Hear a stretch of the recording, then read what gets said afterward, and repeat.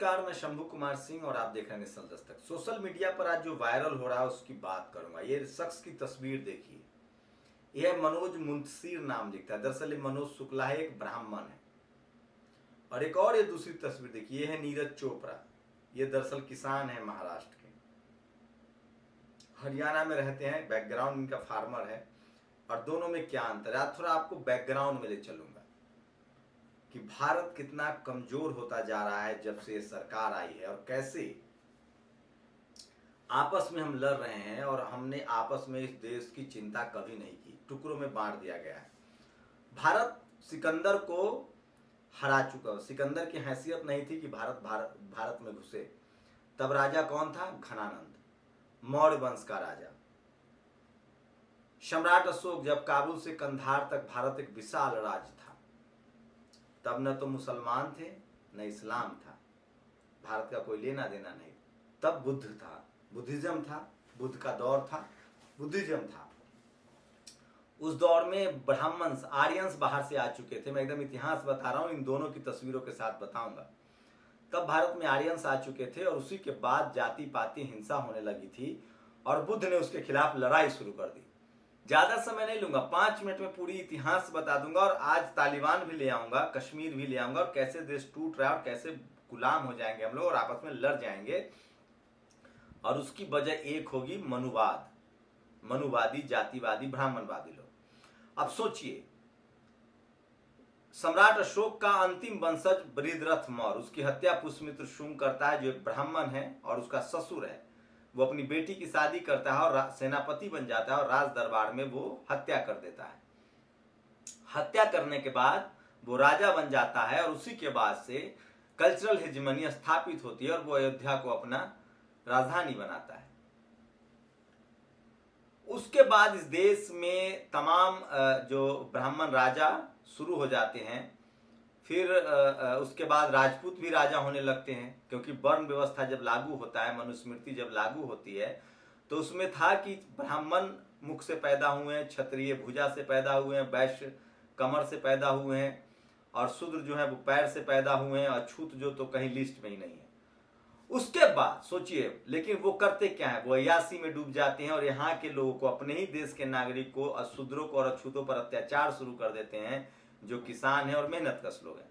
नतीजा क्या होता है? नतीजा होता है कि अफगानिस्तान जब इस्लाम अपने चरम पर होता है और वो समाज एकजुट होता है, मजबूत होता है, तो अफगान के लोग, जो कि पहले सम्राट अशोक के दौर में कंधार अफगान भी था, लेकिन बाद में ये लोग अपना राजपाट गंवाने लगते हैं और उसके बाद कंधार, अफगानिस्तान, काबुल के लोग भारत पर 5000 लोग आते हैं, हमला करते हैं, जीत लेते हैं।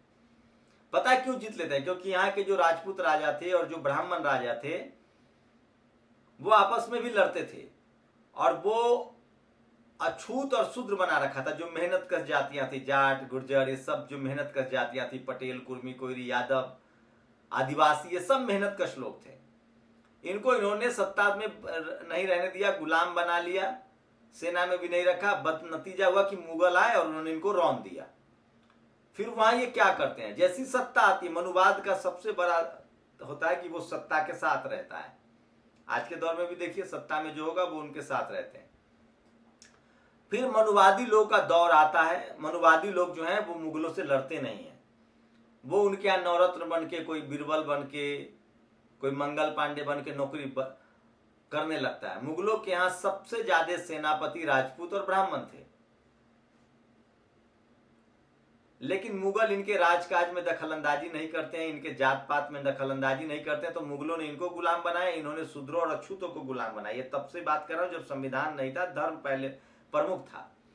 तो सनातन धर्म में शूद्र और अछूतों को अधिकार नहीं था और ब्राह्मण क्षत्रिय राजा थे, वैश्य व्यापारी था। मुगल उनको गुलाम बनाते हैं। हमें अछूत और शूद्र को, जो आज SC ST OBC, उनको क्या गुलाम बनाए? उनके पास कुछ है ही नहीं।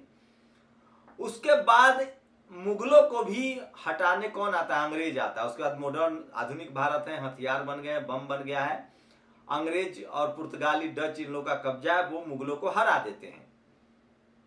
अब देखिए, जो मनुवादी लोग, जो ब्राह्मण राजपूत मुगलों के दौर में सेनापति और उनके सिपहलसार हुआ करते थे, वही अंग्रेज के साथ फिर मिल जाते हैं। तिलक लेख लिखते हैं कि हमें भी अपने साथ का समझिए। और वो फिर अब अंग्रेजों के साथ आ जाते हैं। अब अंग्रेजों के खिलाफ लड़ाई कौन शुरू करता है? सिद्धो कान्हो, तिलका माझी, उदा देवी पासी, तमाम SC ST OBC जो शूद्र और अछूत थे उनका इस्तेमाल होता है। और सबसे ज्यादा मुसलमान जो यहाँ के राजा थे, बहादुर शाह जफर भी लड़ते, और मुसलमान पूरा अपनी संपत्ति बर्बाद करता है, अंग्रेजों से लड़ता है। अब अंग्रेजों के यहाँ देखिए सबसे एकदम डेटा है, सबसे ज्यादा अंग्रेजों के फौज में ब्राह्मण और ठाकुर जो है वो थे सबसे ज्यादा। उसके बाद कुछ उस समाज से भी मजबूत लोग हैं, चंद्रशेखर आजाद थे वो लड़े, सुभाष चंद्र बोस जी थे वो लड़े, राजा राममोहन राय थे उन्होंने सुधार का आंदोलन चलाया। सबसे ज्यादा कुर्बानियां SC ST OBC और माइनॉरिटी के लोगों ने दी, सिखों ने सबसे ज्यादा कुर्बानियां दी। अब इसमें दो कैरेक्टर आते हैं जो बहुत ताकतवर है, शिवाजी महाराज और एक गुरु गोविंद सिंह जी। शिवाजी महाराज पर ब्राह्मण ने हमला किया, शिवाजी महाराज की हत्या मुगलों के साथ मिलकर पेशवाओं ने करवाया और पेशवा दौड़ाया। सोचिए अगर शिवाजी को मुगल मारते तो मुगल राज आता, लेकिन शिवाजी के वंशज खत्म होने के बाद, साहू जी महाराज, संभाजी महाराज खत्म होने के बाद पेशवा आते हैं, ब्राह्मण राजा जो सबसे ज्यादा शूद्रों और अछूतों पर अत्याचार करते हैं। उसी के बाद भीमा कोरेगांव होता है। और दूसरे आते हैं जिन्होंने किताबें भी लिखी और 13 लड़ाइयां भी जीती, गुरु गोविंद सिंह, जिन्होंने सिख धर्म की स्थापना की। गुरु नानक साहब ने जात पात के खिलाफ, धर्म के खिलाफ, तमाम कर्मकांड के खिलाफ। गुरु गोविंद सिंह की एक लड़ाई मुगलों से होती है, बाकी लड़ाई सब हिंदू राजाओं जो सनातनी राजा है उनसे होती है। ये फैक्ट है, आप पता कर लीजिए। उसके बाद इस देश में कई धार्मिक सुधार आंदोलन चलते हैं। जो बुद्ध के काम थे उसको फूले कबीर रविदास जी महाराज आगे बढ़ाते हैं। उसके बाद आजाद भारत में डॉक्टर अंबेडकर उस काम का हाथ में बिरा लेते हैं और कहते हैं कि सबको बराबर का अधिकार होगा, कोई ऊंच नीच नहीं होगा, सबको मेरिट के हिसाब से काम मिलेगा, और जिनके साथ शोषण हुआ है उनको थोड़ा प्रिविलेज दिया जाएगा, जिनको जाति के आधार पर शोषण हुआ है। देश बेहतर होने लगता है, फिर से भारत सम्राट अशोक के भारत की तरह मजबूत होने लगता है। लेकिन फिर मनुवाद अपना काम कर देता है। आप सोचिए आज क्या स्थिति है। ये मैं इसलिए कह रहा हूं कि ये मनोज शुक्ला का आदमी मुगल चंगेज कर रहा है, रावण को कह रहा है। सोचिए आज की हकीकत देखिए, कश्मीरी लोग नाराज हैं, उनके अधिकार छीन लिए आपने। भारत में 20 करोड़ मुसलमान हैं, उनके साथ आप लिंचिंग कर रहे हैं। करने वाला कौन है आप सब जानते हैं।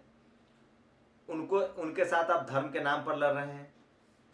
अब आते हैं हिंदू के नाम पर, जिनको ये हिंदू कहते हैं।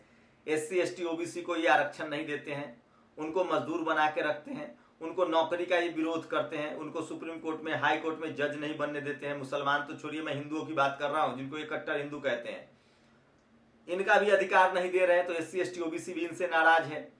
अब माल कौन खा रहा है? माल खा रहे मनुवादी, जातिवादी, ब्राह्मणवादी लोग, जो 10% है उनका 90% पर कब्जा है, और ये भारत माता की जय बोलेंगे। अब बताइए, तालिबान को अफगानिस्तान चीन मदद कर रहा है, रूस मदद कर रहा है, वो बैठेगा अफगानिस्तान में? वो कश्मीर के रास्ते घुसना चाहेगा भारत में, आप कैसे लड़िएगा?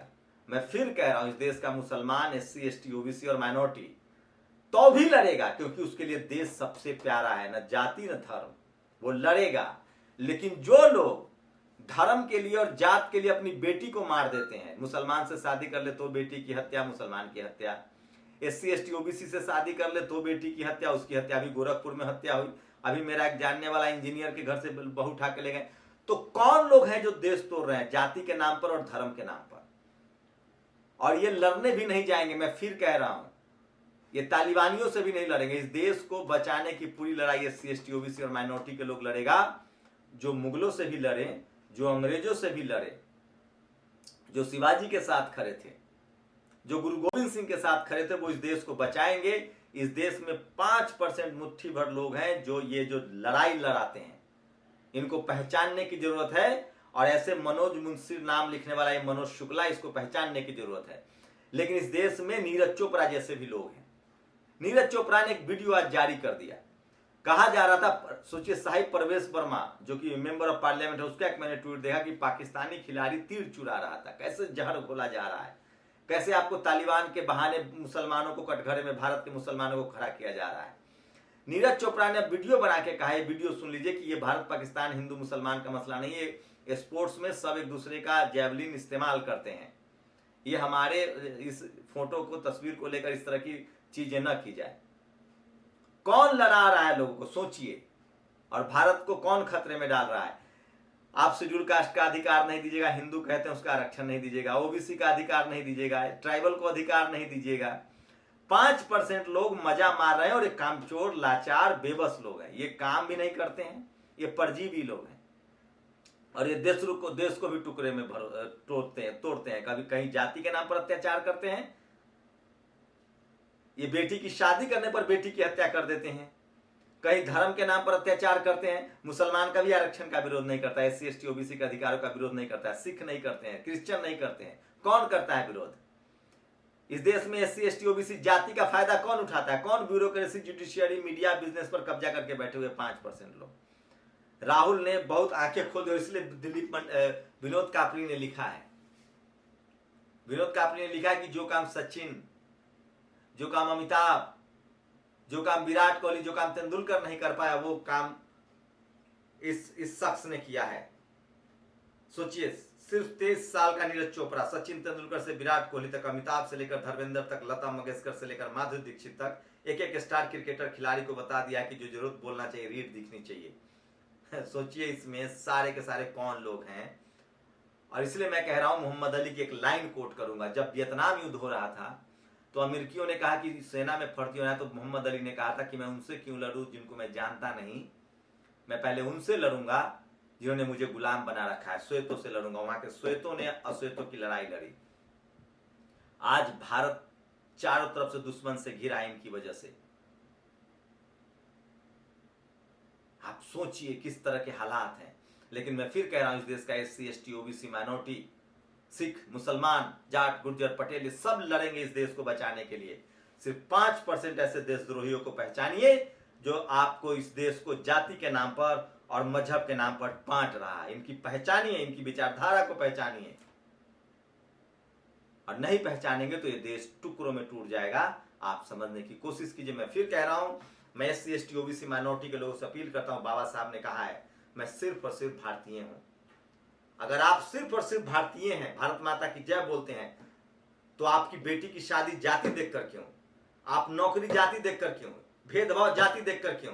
SC ST OBC मुसलमान जो भी इस देश का नागरिक है वो सब भारतीय है। हम पहले भारतीय हैं और आखिरी में भारतीय हैं। और हम सब संविधान को मानने वाले लोग हैं।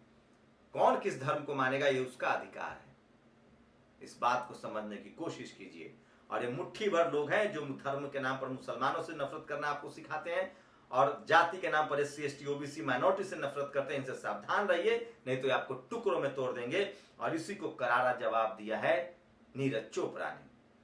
ये ऐसे मनोज मुंतशिर नहीं, ये मनोज शुक्ला है। ऐसे लोगों को सावधान रहिए। और इस देश की मीडिया, जुडिशियरी, ब्यूरोक्रेसी, बिजनेस, सब पर इनका कब्जा है और जाति जनगणना से यही एक्सपोज होंगे।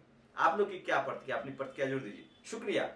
नेशनल दस्तक की आपसे गुजारिश है कि अगर इसको बचाना चाहते हैं तो नेशनल दस्तक को सब्सक्राइब करने के लिए रेड कलर के सब्सक्राइब बटन को दबाएं, फिर बेल आइकन की घंटी दबाएं। नेशनल दस्तक को बचाने के लिए बहुत जरूरी है कि हर खबर को शेयर करें, लाइक करें, कमेंट जरूर करें।